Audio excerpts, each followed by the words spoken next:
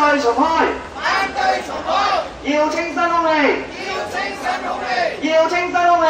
要清新空氣，抗議政府，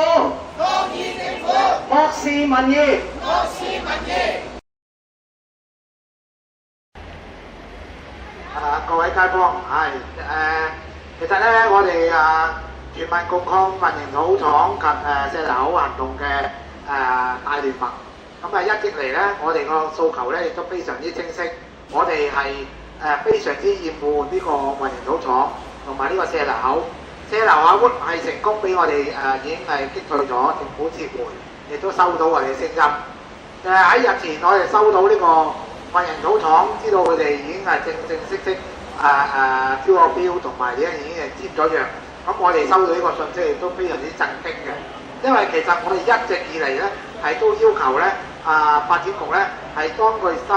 如果係真正去招標嘅時候咧，係要嚟諮詢我哋議會嘅。咁我哋咧呢樣嘢係表示咧係極之不滿。咁咧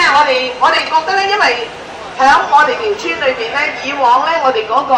泥土飛揚得好犀利嘅，直情咧連嗰個打開窗都唔得。呢個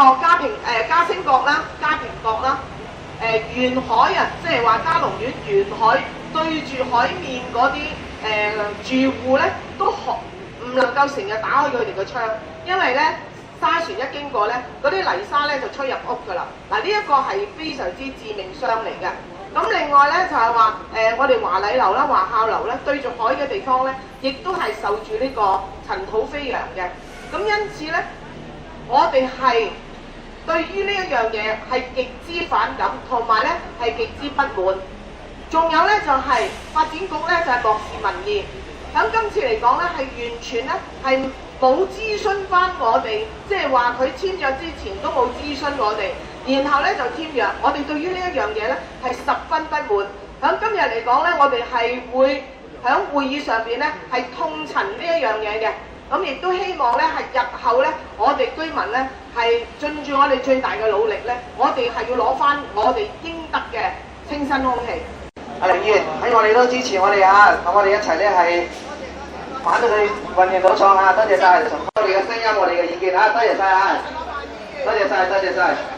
我知陳國鵬議員咧都係都繼續努力大家好，繼續支持多謝晒你，多謝晒。